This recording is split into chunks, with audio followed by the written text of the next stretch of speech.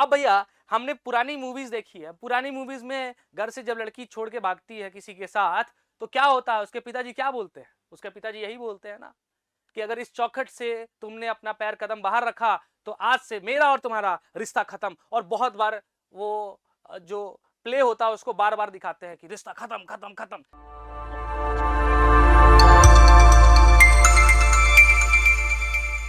तो अब हम लोग टॉपिक कवर करेंगे आयोनाइजेशन एनर्जी, आयनाइजेशन पोटेंशियल और आयोनाइजेशन एंथैल्पी, है ना। Ionisation enthalpy.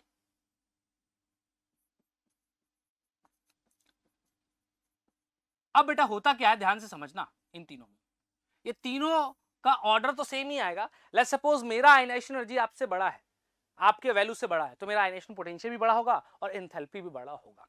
100%। मतलब तीनों का ऑर्डर क्या आएगा, सेम। बट डेफिनेशंस भाई तीनों क्या है, अलग है बेटा। तीनों क्या है, अलग है। तीनों अलग चीजें हैं बट ऑर्डर सेम आएगा। तो आपको इनऑर्गेनिक में पूछता क्या है कि आयनेशन एनर्जी का ट्रेंड बता दीजिए, या आयनेशन पोटेंशियल का बता दीजिए, या आयनेशन एंथैल्पी बता दीजिए, तो ऑर्डर सेम रहेगा बट तीनों का मीनिंग अलग अलग है। बात समझाते हैं। अब देखिए आयनेशन एनर्जी क्या होता है, पहले समझिए। लेट्स सपोज ये आपका एटम है। एटम के अंदर बहुत सारे क्या होंगे, इलेक्ट्रॉन्स होंगे, सही है। लेट्स सपोज मैं 3 इलेक्ट्रॉन बना रहा हूं। ये E3 इलेक्ट्रॉन है, ये E2 इलेक्ट्रॉन है और E1 है। अब मैं पूछूं न्यूक्लियस का ध्यान सबसे कम किसके ऊपर है, तो आप क्या बोलोगे, इसके ऊपर जो जेड इफेक्टिव है वो मैक्सिमम सॉरी मिनिमम है। क्यों मिनिमम है, क्योंकि इसको बहुत लोग सील्ड, आगे के इलेक्ट्रॉन सील्ड कर रहे हैं, क्योंकि इसके अंदर मैक्सिमम सील्डिंग है, मैक्सिमम सील्ड हो रहा है। मतलब आगे वाला इलेक्ट्रॉन न्यूक्लियस को देखने नहीं देगा। अब ये आगे वाला इलेक्ट्रॉन न्यूक्लियस, तो इस पे कैसा होगा, फोर्स ऑफ अट्रैक्शन भी क्या हो जाएगा, फोर्स ऑफ अट्रैक्शन क्या हो जाएगा, मिनिमम हो जाएगा। मतलब ये वाला लूजली बाउंडेड होगा, सही है। लूजली बाउंडेड होगा। कौन बाउंड करके रखा हुआ लूजली बाउंडेड, न्यूक्लियस। मतलब सबसे आउटर मोस्ट वाला इलेक्ट्रॉन क्या होता है बेटा, न्यूक्लियस उसको कैसे पकड़ के रखता है, लूजली पकड़ के रखता है। आई होप समझ में आ रहा है। तो मतलब इजिली इसको क्या कर सकते हैं, इस इलेक्ट्रॉन को इजिली रिमूव किया जा सकता है, सही है। अगर मैं अंदर वाले इलेक्ट्रॉन पे पूछूं तो अंदर वाले इलेक्ट्रॉन पे क्या बोलोगे, इस पे क्या है, जेड इफेक्टिव मैक्सिमम है, सही है। जेड इफेक्टिव मैक्सिमम है और मिनिमम सील्ड है, क्योंकि इसके आगे कोई इलेक्ट्रॉन नहीं है तो मिनिमम सील्डेड है। और मिनिमम सील्ड है इसका मतलब इस पे जेड इफेक्टिव ज्यादा है, और जेड इफेक्टिव अगर ज्यादा होगा तो फोर्स ऑफ अट्रैक्शन ज्यादा होगा, और फोर्स ऑफ अट्रैक्शन इस पे ज्यादा है तो ये वाला इलेक्ट्रॉन क्या होगा, क्या बोलोगे, ये टाइटली बाउंडेड होगा, सही। टाइटली बाउंडेड होगा। तो इसको निकालना क्या होगा, very difficult to remove, difficult to remove. तो सबसे आसान किस इलेक्ट्रॉन को निकाल सकते हैं बेटा, जो न्यूक्लियस से पास हो या न्यूक्लियस से दूर हो। तो आप सच बताओ क्या बोलोगे, न्यूक्लियस से दूर हो, बोलो हाँ या ना, यही बात बोलोगे कि नहीं बोलोगे। सिंपल सी बात, जो सबसे दूर होगा उसको निकालना आसान होगा। फोटो इलेक्ट्रिक इफेक्ट करते हैं अपन, अगर याद हो मॉडर्न फिजिक्स में भी पढ़ते हैं। तो फोटॉन्स जो गिराते हैं बेटा, तो कौन सा मेटल प्लेट लेना चाहिए जो इजीली इलेक्ट्रॉन दे दे, तो लिथियम से लेकर सीजियम में किस में आसानी होगा, तो नीचे जाते हुए बेटा नंबर ऑफ सेल्स बढ़ता है, तो साइज बढ़ने के जो इलेक्ट्रॉन है वो न्यूक्लियस से दूर हो जाएगा और उसको निकालना बहुत ही आसान हो जाएगा। सही बात है कि नहीं, बोलो हाँ या ना। अब यहां पर क्या होगा बेटा, आयनाइजेशन का मतलब क्या होता है। अब बेटा ऑब्वियस सी बात है, हम इलेक्ट्रॉन को कब बोलेंगे कि निकल गया, जब हम कहां पहुंच जाए, n इक्वल टू इन्फानाइट पे। इन्फानाइट सेल पे अगर इलेक्ट्रॉन पहुंच गया, मतलब n इक्वल टू इन्फानाइट पे एनर्जी कितना होता है, 0 होता है, और ये वैल्यू ही मैक्सिमम होता है। इससे क्या सीखते बेटा, अगर 0 मैक्सिमम है तो इससे पहले जितनी भी एनर्जी होगी वो पॉजिटिव में होगी या नेगेटिव में होगी। नो डाउट अगर 0 बड़ा है तो 0 से सारे वैल्यू छोटे होंगे, इसका मतलब सब नेगेटिव में होगा, तो इधर जो एनर्जी है वो नेगेटिव में है। तो एक एक वैल्यू ले लेते हैं फॉर एग्जांपल के तौर पे, कि ये वाला जो एनर्जी है ये -30 इलेक्ट्रॉन वोल्ट है, ये वाला -20 इलेक्ट्रॉन वोल्ट, और ये वाला -10 इलेक्ट्रॉन वोल्ट है फॉर एग्जांपल। जिस सेल में है उसकी एनर्जी है। अब भैया हमने पुरानी मूवीज देखी है। पुरानी मूवीज में घर से जब लड़की छोड़ के भागती है किसी के साथ, तो क्या होता है, उसके पिताजी क्या बोलते हैं, उसके पिताजी यही बोलते हैं ना कि अगर इस चौखट से तुमने अपना पैर कदम बाहर रखा तो आज से मेरा और तुम्हारा रिश्ता खत्म। और बहुत बार वो जो प्ले होता है उसको बार बार दिखाते हैं कि रिश्ता खत्म खत्म खत्म। तो यहां पर भी अगर इलेक्ट्रॉन इन्फिनाइट सेल से बाहर निकल गया, तो इसका मतलब क्या है बेटा? इसका मतलब है कि आज से एटम का उस इलेक्ट्रॉन से रिश्ता खत्म। ये चौखट है, क्या है? चौखट पे। तो किसी इलेक्ट्रॉन को अगर चौखट पे उड़ा दिए, इसका पहुंचा दिए, इसका मतलब क्या है? इसका मतलब वो इलेक्ट्रॉन एटम से निकल चुका है, तो हमें इन्फिनाइट पे पहुंचाना है। तो हमको इस इलेक्ट्रॉन को कहां भगाना है बेटा? बाहर की तरफ भगाना है, इधर भगाना है। और इसको इसके पैरों में रस्सी बांधकर अंदर की तरफ किसने खींच के रखा है? न्यूक्लियस। क्योंकि दोनों अपोजिट चार्ज है बेटा, तो न्यूक्लियस अपने इलेक्ट्रॉन्स को अंदर की तरफ खींचता है और हमको भगाना बाहर है। तो जो हम काम करने जा रहे हैं, ये वर्क जो करने जा रहे हैं, ये वर्क किसके अगेंस्ट कर रहे हैं? Work against the nuclear force. और किसी के अगेंस्ट काम कर रहे हैं न्यूक्लियर फोर्स, मतलब ये अरेंज मैरिज है या लव मैरिज है बेटा? सोचो, माँ बाप पे अगर ये अरेंज मैरिज होता, माँ बाप भी बोलते घर, लड़की घर से चले जाए, और तुम भी लाना चाहते हो एक ही तरफ। लेकिन यहाँ ये लव मैरिज है, मतलब घर वाले उधर लेके जाना चाह रहे हैं और तुम अपनी तरफ भगाना चाह रहे हो। मतलब यहाँ पर अरेंज मैरिज है, और अरेंज मैरिज में बेटा पैसे खुद के लगने वाले हैं, तो वर्क अगेंस्ट द फोर्स कर रहे हो। तो इस न्यूक्लियर फोर्स के अगेंस्ट काम करने के लिए तुमको एनर्जी लगाना पड़ेगा, तो एनर्जी सप्लाई करना पड़ेगा। और एनर्जी जहां सप्लाई करते हैं उस प्रोसेस को क्या बोलते हैं बेटा? हम दे रहे हैं, तो एंडो बोल रहा है, खुद बोल रहा है, एंडो दो इसको, endothermic, endothermic process. Endothermic process है, तो इसका मतलब क्या होगा बेटा? एंडोथर्मिक प्रोसेस है, मतलब तुम इसमें एनर्जी दोगे तो डेल्टा एच क्या होगा? इसका पॉजिटिव होगा, एंथैल्पी जो होगा पॉजिटिव होगा, एंडोथर्मिक। बोलो समझ में आया कि नहीं आया? तो किसी भी इलेक्ट्रॉन को भगाना है तो आपको एनर्जी देना पड़ेगा। अब बेटा इसकी एनर्जी -10 थी, इसमें कितना एनर्जी दे दूं कि यहां भाग जाएगा? यहां भाग जाएगा, जीरो पे आ जाएगा। तो -10 से जीरो लाने के लिए इस इलेक्ट्रॉन को कितना एनर्जी देना पड़ेगा? बोलो, +10 इलेक्ट्रॉन वोल्ट देना पड़ेगा। इस इलेक्ट्रॉन को भगाने के लिए कितना देना पड़ेगा? बोलो, +20, सही बोल रहे हो, इलेक्ट्रॉन वोल्ट। और इस इलेक्ट्रॉन को भगाने के लिए क्या लगेगा? +30 इलेक्ट्रॉन वोल्ट। तो देखो सबसे ज्यादा एनर्जी किसका लगा? तो आयनाइजेशन एनर्जी वो एनर्जी है जिसमें हम एनर्जी देते हैं एटम को, ताकि वो अगेंस्ट द न्यूक्लियर फोर्स काम करके इलेक्ट्रॉन को कहां लेके जाए? चौखट तक, n = इन्फिनाइट पे ले जाए। इसीलिए ionization is a endothermic process. तो हम क्या बोल सकते हैं? if amount of if energy is given, कुछ एनर्जी दिया आपने, given to atom, to an isolated gaseous atom,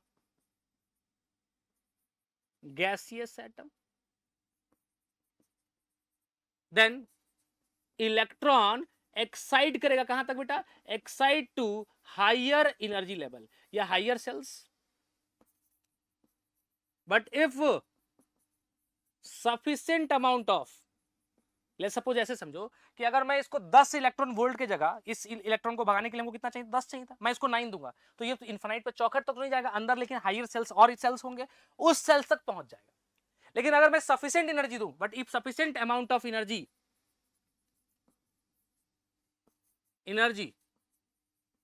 that is, बोल सकते हैं minimum energy,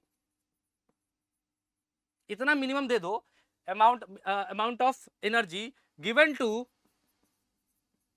an isolated gaseous atom, है ना? if sufficient amount of energy is given to an isolated gaseous atom, then removal of electron क्या होगा? take place। अगर तुमने sufficient energy नहीं दिया बेटा, तो अभी बाहर तो नहीं जा पाएगा, वो इलेक्ट्रॉन यहां से यहां के रुक जाएगा, यहां सेल पे रुक जाएगा, यहां रुक जाएगा। लेकिन अगर 10 चाहिए और 10 दे दिए, तो वो इन्फिनाइट चौखट तक पहुंच जाएगा और वो निकलने के कगार पे आ चुका होगा। तो मतलब हम एक गैस, एक एटम है आइसोलेटेड, आइसोलेटेड समझते हो बेटा? आइसोलेटेड मतलब सिर्फ एक एटम होना चाहिए, isolated atom, single atom, gaseous atom होना चाहिए। आइसोलेटेड एटम गैसियस में हमने क्या किया? एनर्जी दे दिया, एनर्जी देने पे जो इलेक्ट्रॉन निकला उसको क्या बोलेंगे? Ionization energy. बोलो क्या बोलेंगे? Ionization energy. तो आयोनाइजेशन एनर्जी इक्वल टू क्या होगा? बोलो, energy of a plus gas, इसका जो एनर्जी होगा, अब माइनस एनर्जी ऑफ क्या बोलेंगे? ए गैस, इसी को आयोनाइजेशन एनर्जी बोलेंगे। बोलो हाँ या ना? पक्की बात समझ में आ रही है? तो ये आयोनाइजेशन एनर्जी होगा। क्लियर है? क्लियर है? इसका यूनिट क्या होगा बेटा? इसका यूनिट होगा, आप एनर्जी दे रहे हो, एनर्जी दे रहे हो, इसको हम एनर्जी दे रहे हो तो क्या बोले? कोई एनर्जी का टर्म क्या होता है? इलेक्ट्रॉन वोल्ट पर एटम, सही है? या क्या बोल सकते हो? इलेक्ट्रॉन वोल्ट पर मोल, एक मोल का डिफाइन कर दो या पर एटम का डिफाइन कर दो, एक ही बात है। तो एक मोल ले लो चाहे एक, तो इसका एक मोल ले लेंगे तो यहाँ एक लिख देंगे, एक मोल या इलेक्ट्रॉन वोल्ट पर एटम। एक एटम, एक मोल में कितने एटम होते हैं, Na एटम्स होते हैं। तो Na एटम्स में का हमको नहीं बताना है, हमको बताना है पर एटम, दोनों तरह से डिफाइन कर सकते हैं। बढ़िया बात समझ में आए? क्या ये वाला है क्या, 2A gas gives A plus gas plus electron, क्या ये आयनाइज्ड एनर्जी है? तो this is not ionised energy, ये डिफिनेशन नहीं है। आयनाइज्ड एनर्जी के पर मोल होना चाहिए। क्या ये वाला है, ए सॉलिड पर मोल ले लिया है और ये बन गया ए प्लस गैस प्लस इलेक्ट्रॉन, क्या ये आयोनाइजेशन एनर्जी है? नहीं होगा। सही है, ये आयनाइजेशन एनर्जी नहीं होगा। आयनाइजेशन एनर्जी क्या होगा बेटा, आयनाइजेशन एनर्जी क्या होगा जल्दी बताओ। इसमें आयनाइजेशन एनर्जी नहीं है, इसमें आयनाइजेशन है प्लस सब्लिमेशन भी है, क्योंकि पहले सॉलिड किस में कन्वर्ट होगा, बोलो सही बोल रहे हो, गैस में कन्वर्ट होगा, गैस से फिर इलेक्ट्रॉन निकलेगा, तो दोनों एनर्जी यहाँ पे छुपा हुआ है। बोलो हाँ या ना, यहां तक बात समझ में आ रही है ये चीजें? ठीक, अगर क्वेश्चन ऐसा दे दे बेटा, क्वेश्चन ऐसा दे दे कि अगर 5 एटम को 5 एटम से इलेक्ट्रॉन निकालने के लिए जो एनर्जी है वो 5 जूल लग रहा है, तो आयनाइजेशन एनर्जी क्या होगा? तो बोलना 5 एटम के लिए है तो एक एटम के लिए कितना होगा, तो पर एटम ही तो डिफाइन करते हैं, तो एक एटम के लिए होगा 5 डिवाइड बाई 5 इक्वल टू क्या होगा, 1 जूल पर एटम, ये होगा आयनाइजेशन। बात समझ में आ रही है? पर एटम डेफिनेशन करना है या पर मोल डिफाइन करना है, ऐसे नहीं चलेगा। क्लियर बात समझ में आ रही है? तो यहां पर बेटा क्या हुआ, आपको बातें समझ में आ रही होगी। अब हो क्या रहा है, इन तीनों का मतलब क्या है? अब ऑब्वियस बात है, इलेक्ट्रॉन को इस पॉइंट से इस पॉइंट पे जाना है, तो कोई भी चार्ज कब मूव करेगा बेटा, कब मूव करेगा, सोच के बताओ, कब मूव करेगा? वो तब मूव करेगा बेटा जब इन दोनों पॉइंट के बीच में क्या हो, एक पोटेंशियल डिफरेंस, क्या होगा, पोटेंशियल डिफरेंस। तो आयनाइजेशन पोटेंशियल क्या है, पोटेंशियल डिफरेंस किसके बीच में, इन्फिनाइट और यहां पर, और इन्फिनिटी पे इलेक्ट्रोस्टैटिक्स क्लास 12 में पढ़ते हैं, इन्फिनाइट पे एनर्जी जीरो है तो पोटेंशियल भी कितना होगा, पोटेंशियल भी जीरो होगा। और यहां भी कुछ पोटेंशियल, अगर यहां भी पोटेंशियल जीरो होगा तो क्या जीरो जीरो पोटेंशियल के बीच में चार्ज मूव कर पाएगा, नहीं मूव कर पाएगा। तो आप पढ़ेंगे आगे जाके, एनर्जी इज इक्वल टू क्या होता है, एनर्जी इज इक्वल टू होता है चार्ज इनटू क्या होता है, पोटेंशियल होता है। सही है, तो हम यहां से क्या सीखते हैं कि अगर जिसका पोटेंशियल ज्यादा होगा उसका एनर्जी भी ज्यादा होगा। तो मैंने क्या बोला था, पोटेंशियल का जो ऑर्डर आएगा वही आयनाइजेशन एनर्जी का आएगा। अब चार्ज क्या है, इस इलेक्ट्रॉन का चार्ज क्या है, एक इलेक्ट्रॉन जिसको भगा रहे, इसका चार्ज क्या, ई है, इसीलिए इसका चार्ज ई आएगा, और पोटेंशियल क्या होता है, वी होता है, ईवी, इलेक्ट्रॉन वोल्ट, हाँ या ना। तो ये एनर्जी का ही यूनिट होता है ईवी, पोटेंशियल का वी। जैसे फॉर एग्जांपल कहीं पे लिखा है जो आयनाइजेशन एनर्जी है वो 20 इलेक्ट्रॉन वोल्ट है, तो आयनाइजेशन पोटेंशियल कितना होगा, 20 वोल्ट। आई होप समझ में आ रहा हो। तो ई हटा दे, चार्ज हटा दोगे तो चार्ज हटा दो तो क्या बचेगा, उसके अंदर पोटेंशियल बचेगा। अब आगे क्या है बेटा, अब आगे है, ध्यान से समझना। अब तो आयनाइजेशन एनर्जी समझ में आ गया, आयनाइजेशन पोटेंशियल समझ गया, पर इन दोनों में क्या अंतर है मैं बताता हूं। आयनाइजेशन एनर्जी किस टेम्परेचर पे मेजर किया जाता है, 0 केल्विन पे, और आयनाइजेशन एंथैल्पी T केल्विन पे, कोई अदर टेम्परेचर अदर देन 0। अब बेटा 0 केल्विन पे क्या होगा, देखो डेफिनेशन जानना तब बता रहा हूं। 0 केल्विन पे क्या होगा बेटा, 0 केल्विन पे इसका मतलब टेम्परेचर का -273 डिग्री। उस टाइम कोई भी मॉलिक्यूल क्या हो जाएगा, फ्रीज हो जाएगा, मतलब उसके पास खुद की एनर्जी कुछ भी नहीं होगी, जीरो होगी एनर्जी। तो अब जो भी एनर्जी देंगे उस एटम को, वो किस काम में यूज करेगा, इलेक्ट्रॉन निकालने में। तो हमने डेफिनेशन के लिए ये बना दिया, बट प्रैक्टिकली क्या 0 केल्विन पे हम इलेक्ट्रॉन निकाल सकते हैं, बिल्कुल नहीं। हाँ या ना, समझ में आया? समझो ऐसी बात है कि आपको एक चाय पत्ती खरीद के लेके आना है, पापा ने 10 रुपया दिया, आपके पॉकेट में पहले से 100 रुपया था, तो नेट पैसा आपके पास 110 हुआ। क्या 110 रुपए का चाय पत्ती लाए, नहीं। तो जो 100 रुपए है हम नहीं चाहते कि आपके जेब में, आपके पॉकेट में पहले से 100 रुपए होना चाहिए।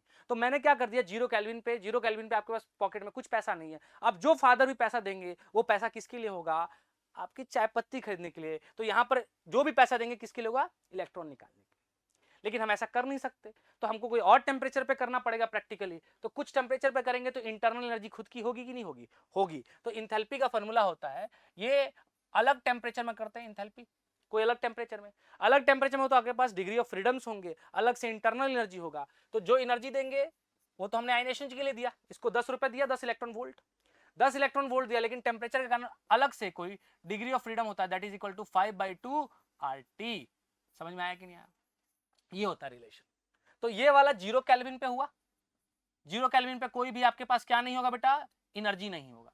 लेकिन टी केल्विन पे कोई अलग टेम्परेचर पे करोगे तो कोई एक्स्ट्रा एनर्जी होगा, this is equal to this, T लिखा है ना 5/2 RT। ये थर्मोडायनेमिक्स में भी पढ़ते हैं हम लोग, आई होप समझ में आ गया होगा। अब आगे बढ़ते हैं बेटा, अब आगे बढ़ेंगे तो अगर मैं बात करूं सक्सेसिव आयनाइजेशन एनर्जी का, सक्सेसिव आयोनाइजेशन एनर्जी का, ठीक है। अब सक्सेसिव आयनाइजेशन समझाएंगे, लेकिन साथ साथ पहले हम फैक्टर्स देख लेते हैं, कौन कौन से फैक्टर्स किस पे डिपेंड करेगा। तो फैक्टर्स ऑन विच कौन डिपेंड कर रहा है, आयोनाइजेशन एनर्जी डिपेंड्स। चलिए बेटा, तो सबसे पहला अगर जेड इफेक्टिव बढ़ेगा तो क्या होगा, जेड इफेक्टिव बढ़ेगा तो क्या होगा बेटा, जेड इफेक्टिव बढ़ेगा तो ऑब्वियस सी बात है, आप उस इलेक्ट्रॉन को टाइटली हेल्ड करेंगे, मतलब उस पर अट्रैक्शन बढ़ेगा, तो उसको निकालना बहुत मुश्किल होगा, आयनाइजेशन एनर्जी बढ़ जाएगा। दूसरा, अगर नंबर ऑफ सेल्स बढ़ा बेटा, नंबर ऑफ सेल्स बढ़ा, इसका मतलब सेल्स बढ़ रहा तो आप कहां, न्यूक्लियस से दूर जा रहे हो या पास आ रहे हो बेटा, बोलो दूर जा रहे हो, दूर जा रहे हो तो क्या होगा बेटा, बोलो फोर्स ऑफ अट्रैक्शन घटेगा, तो उसको इजीली इलेक्ट्रॉन निकाल सकते हो, तो उसके लिए कम एनर्जी लगेगा।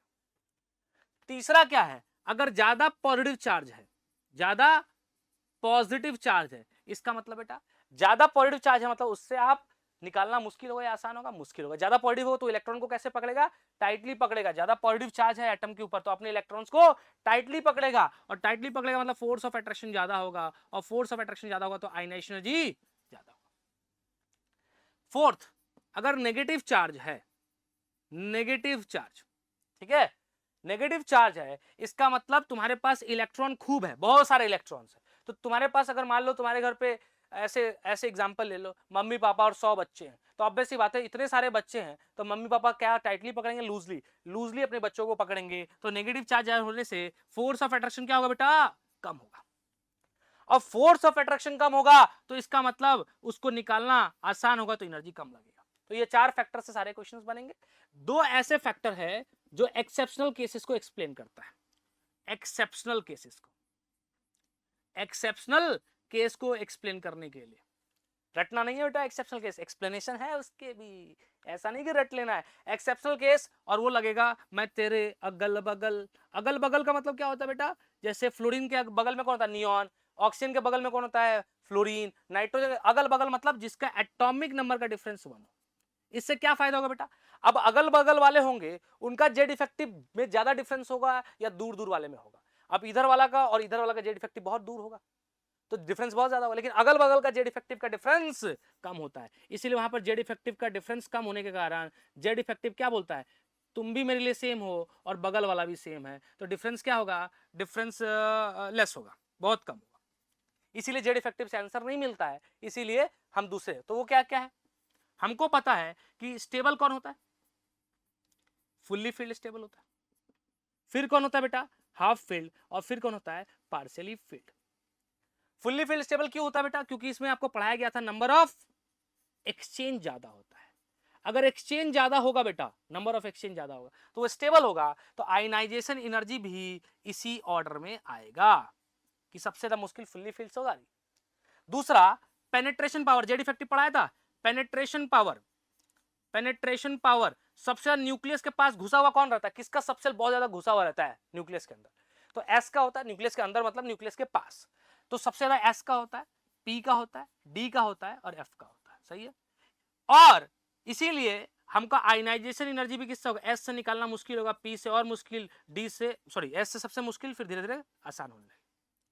लेकिन ये दोनों एक्सेप्शन केस कहां तक वैलिड है, कहां तक वैलिड है, सेकेंड एंड थर्ड पीरियड वालों के लिए बताया था ना, सेकेंड, जैसे वांडरवाल रेडियस भी सेकेंड थर्ड फोर्थ से पलट जाता है, वैसे यहाँ पर क्योंकि नीचे जाएंगे तो जेड इफेक्टिव बढ़ेगा, तो वहां जेड इफेक्टिव इतना ज्यादा हो जाता है कि अगल बगल वाला फैक्टर भी काम करना बंद कर देता है, तो वो नॉर्मल इन से आंसर से सॉल्व होगा।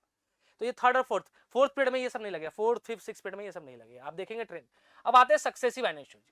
सक्सेसिव क्या होता है बेटा, ध्यान से समझना, लेट्स सपोज एक एटम ए है जो कि गैसियस फॉर्म में है, ठीक है, अब गैसियस फॉर्म में है, एक मिनट थोड़ा सा स्पेस ले लेते हैं, बाद में एक और वर्ड यूज, अगर ए है, ए गैसियस है, इससे हम इलेक्ट्रॉन निकाल रहे हैं तो क्या बनेगा, ए प्लस बनेगा, इलेक्ट्रॉन निकल गया तो साइज पहले से बढ़ेगा या घटेगा बेटा बोलो, अगर इलेक्ट्रॉन निकल गया तो पहले से साइज घटेगा, घटेगा तो इसको हाँ घट गया तो आयनाइजेशन एनर्जी फर्स्ट बोले इसको, पहली बार इसके घर से निकल रहा है कोई, ये देखो पहली बार भाग गई तो इसको फर्स्ट आयनाइजेशन।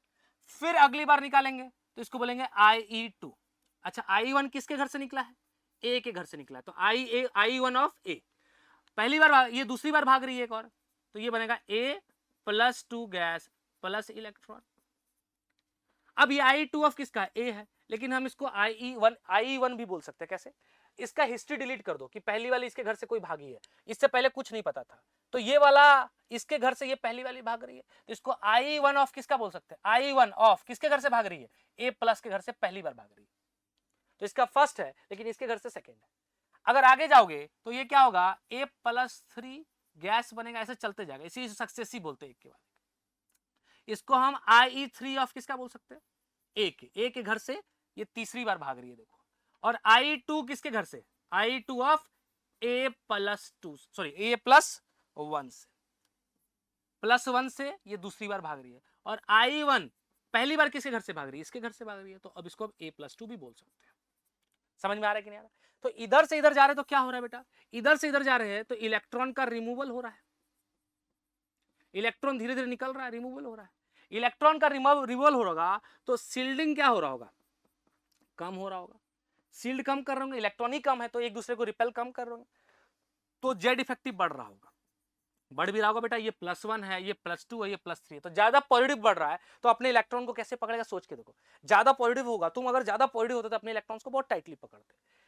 ठीक, तो जेड इफेक्टिव बढ़ेगा, तो इसका मतलब उनके ऊपर फोर्स ऑफ अट्रैक्शन बढ़ेगा, तो इसका मतलब साइज ड्रास्टिकली क्या होने लगेगा? कम होने लगेगा। इलेक्ट्रॉन निकल रहा है बेटा, तो साइज कम होते जाएगा, तो इसका साइज सबसे बड़ा होगा। फिर धीरे धीरे साइज क्या होने लगेगा? देखो साइज क्या हो रहा है, धीरे धीरे कम हो रहा है। कम हो रहा है मतलब जिस इलेक्ट्रॉन को निकालना वो न्यूक्लियस के कहां होते जा रहा है? पास होते जा रहा है, तो निकालना मुश्किल होगा। इसका मतलब successive ionization energy always increases. समझ में आया कि नहीं आया? ऑलवेज इंक्रीजेस मतलब पहला इलेक्ट्रॉन को निकालना आसान होगा, दूसरे को मुश्किल होगा। ये तो वही बात होगी, अगर घर से कोई पहली बार भागा तो उसके फादर जो होंगे अगले वाले बच्चे पे जो सिक्योरिटी होगा वो बढ़ा देंगे कि ये भी ना भाग जाए, तो ऑब्वियस सी बात है उसको भगाना मुश्किल होगा। तो I1 बड़ा होगा या I2? नो डाउट I2 बड़ा होगा या I3 बड़ा होगा या I4 बड़ा होगा? I4। मतलब अगर 10 इलेक्ट्रॉन वोल्ट इसमें लगा हुआ तो इसमें कितना लगेगा? 20। इसमें 20 से ज्यादा, ऐसा नहीं 19, ये नहीं हो सकता, ये नहीं हो सकता। 20 से ज्यादा 22 ले लो, 25 ले लो, जो भी ले लो, और 30 ले लो, 35 ले लो, जो भी लेना ले लो, बढ़ता जाएगा। समझ में आ रहा है कि नहीं आ रहा है? अगर तुम यहां पर देखते बेटा तो पहला इलेक्ट्रॉन भागता, ये इलेक्ट्रॉन भाग जाता तो एटम यहां आ जाता, ये भाग जाता तो एटम यहां आ जाता, श्रिंक होते जाता। समझ में आ रहा है कि नहीं आ रहा है? अब मैं एक चीज बताने जा रहा हूं जो शायद बहुत कम ही बताते हैं लोग। क्यों कम बताते हैं? क्योंकि ये जेम्स हुई के अंदर लिखा हुआ है, एनसीईआरटी के अंदर नहीं लिखा हुआ है। एक वर्ड है जीरोथ आयनाइजेशन। तो भाई देख रहे हो तुम, successive ionization always increases and it is क्या होता है? एंडोथर्मिक। वो तो लिखवा ही चुका हूं, क्योंकि इलेक्ट्रॉन निकालना है तो एंडोथर्मिक प्रोसेस होगा। कहां से निकाल रहे बेटा? न्यूट्रल एटम से निकाल रहे। किससे निकाल रहे? न्यूट्रल एटम से निकाल रहे। अब मैं जो बोला जीरोथ आयोनाइजेशन, जीरोथ आयोनाइजेशन जी, इसको हम रिप्रेजेंट करेंगे IE0 से। ये I1 था लेकिन I0। I0 मतलब क्या हो गया बेटा? इलेक्ट्रॉन कहां से निकाल रहे हो? Removal of electron, removal of electron from uninegative anion, है ना? Uninegative anion, uninegative gaseous anion, gas होना चाहिए बेटा, गैसियस एनायन। मतलब A माइनस से इलेक्ट्रॉन निकालेंगे तो क्या बन जाएगा? A बन जाएगा प्लस इलेक्ट्रॉन। बोलो हाँ या ना?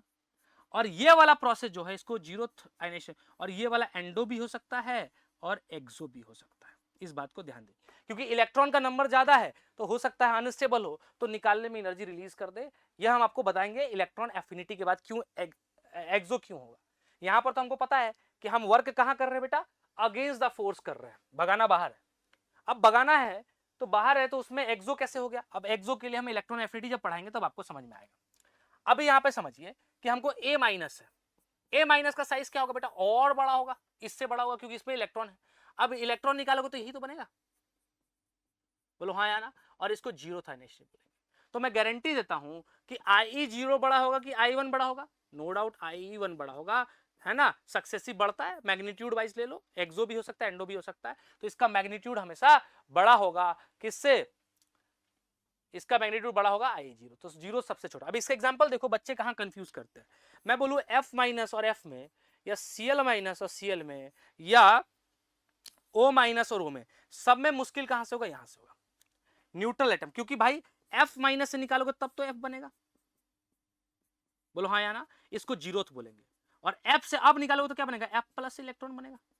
तो ये फर्स्ट है, तो I1 बताओ F ये वाला बड़ा होगा कि ये वाला बड़ा होगा, तो नो डाउट बोलोगे I0 से बड़ा I1 होगा, इसका इसीलिए। अब ऐसे भी सोच सकते हो बेटा, ऐसे भी सोच सकते हो, ध्यान से समझो, ऐसे भी सोच सकते हो बेटा कि इसमें इलेक्ट्रॉन कितना है, अगर इलेक्ट्रॉन की बात करोगे तो कितना आएगा, 10 आएगा। इसमें इलेक्ट्रॉन की बात करोगे तो 9 आएगा। और प्रोटॉन कितने हैं इसमें, 9 है। इसमें प्रोटॉन कितना है, 9 है। तो टाइटली हेल्ड कौन होगा, ये वाला टाइटली हेल्ड करके रखेगा, 9 लोग 9 को अच्छे से पकड़ेगा, 9 लोग 10 को अच्छे से नहीं पकड़ पाएगा, तो ये टाइटली हेल्ड होगा। और अगर टाइटली हेल्ड होगा तो इलेक्ट्रॉन निकालना क्या होगा, मुश्किल होगा। समझ में आ रहा है कि नहीं आ रहा। तो जीरोथ आयनाइजेशन एनर्जी कैसे इंट्रोडक्शन हुआ, समझ में आया कि माइनस वाले से निकालना आसान होता है एज कंपेयर टू न्यूट्रल से।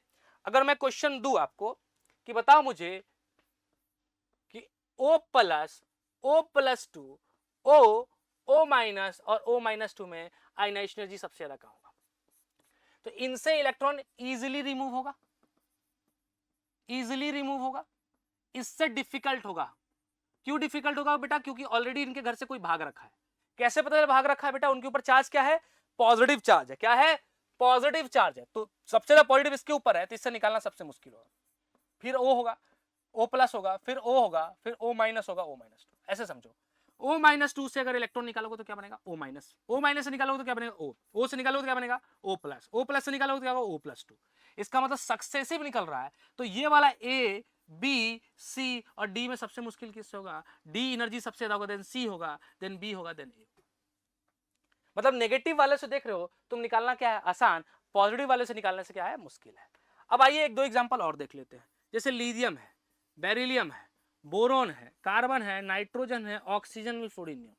अब एक ही पीरियड में है, इसका इलेक्ट्रॉनिक कॉन्फ़िगरेशन 2s1 होता है, इसका क्या होता है 2s2, आउटर मोस्ट का देखना है जिससे निकल रहा है, इसका 2p1, इसका 2p2, इसका 2p3, इसका 2p4, इसका 2p5 और इसका 2p6। तो हम क्या बोल सकते हैं कि लेफ्ट टू राइट जा रहे हैं तो क्या हो रहा है बेटा, जेड इफेक्टिव बढ़ रहा है। जेड इफेक्टिव बढ़ रहा है तो अपने इलेक्ट्रॉन को कैसे पकड़ेगा, टाइटली, मतलब उन पे अट्रैक्शन ज्यादा होगा, तो इलेक्ट्रॉन निकालना क्या होगा, आसान या मुश्किल, मुश्किल होगा, तो इसका मतलब आयनाइजेशन एनर्जी बढ़ेगा। लेकिन मैंने बोला अगल बगल भी कुछ लोग हैं, जैसे जेड इफेक्टिव के हिसाब से ऑक्सीजन का ज्यादा होना चाहिए था, इधर से इधर, लेकिन होगा किसका, नाइट्रोजन का, क्योंकि ये हाफ फील्ड है। क्या है, हाफ फील्ड है, तो इसका थोड़ा आगे होना चाहिए। अब अगर देखोगे यहाँ एग्जांपल, ये मैं फर्स्ट आयनाइजेशन की बात कर, पहली बार इलेक्ट्रॉन निकाल रहा हूँ, इन दोनों में मुश्किल किसका होगा बेटा, इन दोनों में मुश्किल किसका होगा, देखो ये अगल बगल, जेड इफेक्टिव के हिसाब से इसका होना चाहिए था, क्योंकि इसका जेड इफेक्टिव ज्यादा है, लेकिन अगल बगल है तो जेड इफेक्टिव नहीं, तो लेकिन एस से निकालना क्या होगा, इसका पेनिट्रेशन पावर क्या है, ज्यादा है, और पेनिट्रेशन पावर ज्यादा है तो मुश्किल होगा। तो फर्स्ट आयनाइजेशन एनर्जी का ऑर्डर क्या होगा, सबसे बड़ा तो नियॉन ही होगा, नियॉन के बाद क्या होगा, फ्लोरीन होगा, फ्लोरीन के बाद होना तो ऑक्सीजन का चाहिए था, लेकिन होगा नाइट्रोजन का, फिर किसका होगा, ऑक्सीजन का, फिर किसका होगा, कार्बन का, फिर किसका होगा, बोरोन का, फिर किसका होगा, बेरिलियम ऑफ, बोरोन का बोल रहा हूँ, सॉरी सॉरी बेटा, बोरोन नहीं, बोरोन पीछे चल जाएगा, बेरिलियम आगे चल जाएगा, पेनिट्रेशन पावर, फिर बोरोन, फिर लिथियम। इजी है कि नहीं। लेकिन अगर मान लो यही किसका पूछे, सेकेंड आयनाइजेशन एनर्जी का पूछे, I2 का, I2 का मतलब एक इलेक्ट्रॉन ऑलरेडी भाग चुका है, तो सब क्या बन जाएगा, ये बन जाएगा लिथियम प्लस, ये बन जाएगा beryllium plus, boron plus, carbon plus, nitrogen plus, oxygen plus और फ्लोरीन प्लस और नियॉन प्लस। तो एक एक इलेक्ट्रॉन निकलने पे इसका इलेक्ट्रॉनिक कॉन्फिगरेशन 1s2 होगा, इसका क्या होगा 2s1, इसका क्या हो जाएगा 2s2, इसका क्या हो जाएगा 2p1, इसका क्या हो जाएगा 2p2, इसका 2p3, इसका 2p4, इसका 2p5। इन सब में इलेक्ट्रॉन कहां से निकल रहा है बेटा, सेकेंड सेल से निकल रहा है। इनमें कहां से निकल रहा है, फर्स्ट सेल से निकल रहा है। अब बताओ न्यूक्लियस के पास कौन सा सेल होगा, फर्स्ट सेल या सेकेंड सेल, फर्स्ट सेल, तो इस पे फोर्स ऑफ अट्रैक्शन ज्यादा होगा, ज्यादा होगा तो इससे इसकी आयनाइजेशन सबसे मैक्सिमम हो जाएगी, तो लिथियम इसीलिए सबसे टॉप पे गया। अब इनमें देखो, इनमें क्या बोल सकते कि लेफ्ट टू राइट जा रहा है तो क्या बढ़ रहा है, जेड इफेक्टिव बढ़ रहा है, सेकेंड सेल से है ना सब 2 2 2 2 है, तो फोर्स ऑफ अट्रैक्शन बढ़ेगा, और फोर्स ऑफ अट्रैक्शन बढ़ेगा तो क्या बढ़ेगा, आयोनाइजेशन एनर्जी, बोलो हाँ यार, आयनाइजेशन एनर्जी बढ़ेगा तो सबसे ज्यादा किसका होना चाहिए, नियॉन होना चाहिए। क्या कोई अगल बगल है, हाँ है ना, है ना सर, है ना, अगल बगल ये है, देखिए ये दोनों अगल बगल हो गए, होना किसका चाहिए था, फ्लोरीन का होना चाहिए, बट ये क्या है बोलो, अगेन हाफ फील्ड है। ये देखो ये वाला और ये वाला में इसका पेनिट्रेशन पावर क्या है, ज्यादा है, पेनिट्रेशन पावर ज्यादा है, तो इन दोनों में बस उल्टा कर देना, बाकी सेम हो जाएगा। तो नियॉन के बाद कौन होगा, ऑक्सीजन प्लस, ऑक्सीजन प्लस के बाद क्या होगा, फ्लोरीन प्लस, फिर किसका होगा, नाइट्रोजन प्लस। प्लस क्यों लिख रहे हैं, क्योंकि एक इलेक्ट्रॉन निकल चुका है बेटा, सेकेंड आयनिक एनर्जी का है, फर्स्ट का यहाँ है बेटा, हाँ या ना। अब इसके इधर देखो, नाइट्रोजन के पीछे कौन है, बोरोन का आगे हो जाएगा, फिर किसका होगा, कार्बन का होगा, और सबसे कम किसका होगा, बेरिलियम प्लस का। अगल बगल देखना है बेटा, यहाँ अगल बगल मत देख लेना, क्योंकि दोनों एस एस है, तो दोनों का पेनिट्रेशन पावर सेम ही है, बोलो हाँ या ना, ऑलमोस्ट, बोलो समझ में आ रही कि नहीं आ रही। तो ये बातें आपको ध्यान रखना पड़ेगा। अब इसके कुछ एप्लीकेशंस पार्ट होते हैं जो कि हम नेक्स्ट वीडियो में कवर करेंगे, क्योंकि नेक्स्ट वीडियो में जब हम पढ़ेंगे इलेक्ट्रॉन एफिनिटी, तो वो छोटा टॉपिक है, उसमें हम इसकी एप्लीकेशन वाला पार्ट लेंगे। आई होप समझ में आया होगा, ठीक है। तो बहुत आसानी सी बात है, आयनाइजेशन एनर्जी मेरे हिसाब से पूरा समझ में आ गया होगा कि क्यों इलेक्ट्रॉन, क्यों यही वाला में आसान है, ये मुश्किल क्यों है, सब लिखा हुआ है, सब मैंने समझा दिया। तो अगर 20-25 मिनट में हर टॉपिक समझ में आता है तो प्लीज़ इसको जरूर देखते रहें, और जरूर अपने फ्रेंड्स को भी बताएं जो बैकलॉग या बहुत सारे 11th के टॉपिक्स में इश्यूज हैं, उनको बोलिए कि मिनी सीरीज गौरव सर ने स्टार्ट किया है, प्लीज़ देखो और समझो टॉपिक्स को कितनी आसानी से। आज के लिए इतना ही, जाइए एस्पिरेंट्स, मिलते हैं अगली क्लास में। Thank you so much.